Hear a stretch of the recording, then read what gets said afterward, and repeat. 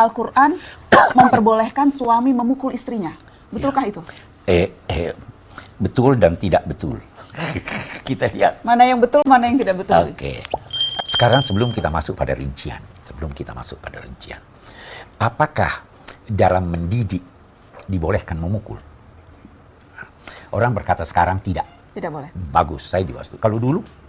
Dulu mungkin budaya kebiasaannya dianggap dibolehkan. Sekarang tidak di boleh. militer ada enggak acara itu? Memukul. Nah, dalam konteks ada kan? Iya. Jadi artinya walaupun kemudian sekarang menjadi sangat berkurang.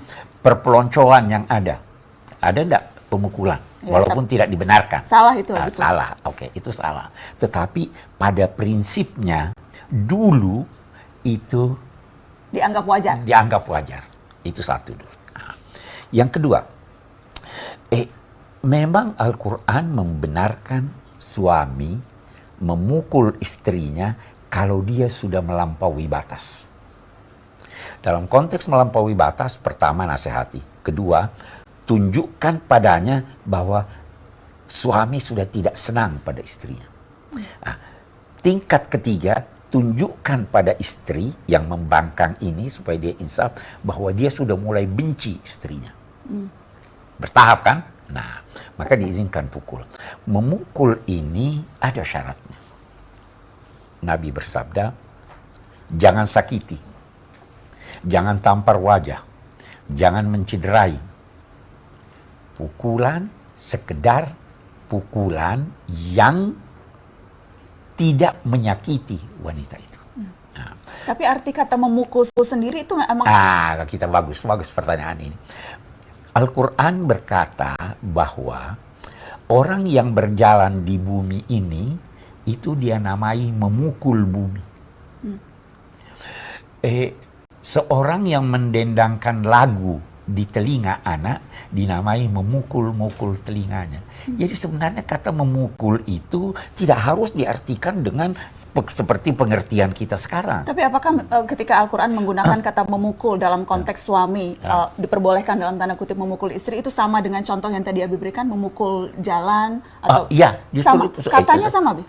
Ya, artinya dari kata itu itu bisa Nabi yang menjelaskan. Jangan pukul sampai mencederai, jangan pukul wajah, jangan sampai terjadi penganiayaan. Baru beliau bersabda begini, tidak ada yang memukul istrinya kecuali orang yang gagal dalam hidupnya. Tidak ada yang memukul istrinya kecuali orang yang gagal. Artinya apa? Harus diulangi, Bi. Tidak ada orang yang memukul istrinya kecuali orang yang gagal dalam hidupnya. Kenapa gagal? Karena dia bertugas untuk membina rumah tangganya sehingga selaku kepala rumah tangga sehingga hidup menjadi harmonis. Kalau dia harus memukul, itu berarti bahwa dia gagal dalam membina rumah tangga. Tidak ada yang bukan hanya memukul, tidak ada yang menghina perempuan dan memukul salah satu bentuk penghinaan, apalagi kalau keras. Tidak ada yang memukul perempuan kecuali orang yang hina, dan tidak ada yang memuliakannya kecuali orang yang mulia. Jadi jangan fahami memukul dalam arti bahkan kita bisa berkata lebih jauh bahwa pemerintah itu penjelasan banyak ulama.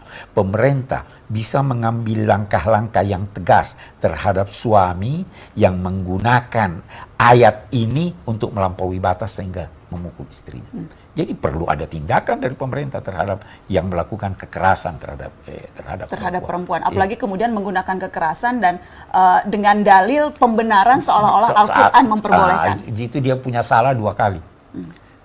Kesalahan pertama bahwa dia memukul dengan tidak sesuai dengan tuntunan Al-Quran. Kesalahan kedua, dia membenarkan sikapnya dengan ayat yang bukan tempatnya untuk digunakan. Jadi mudah-mudahan itu bisa jelas menjawab teman-teman.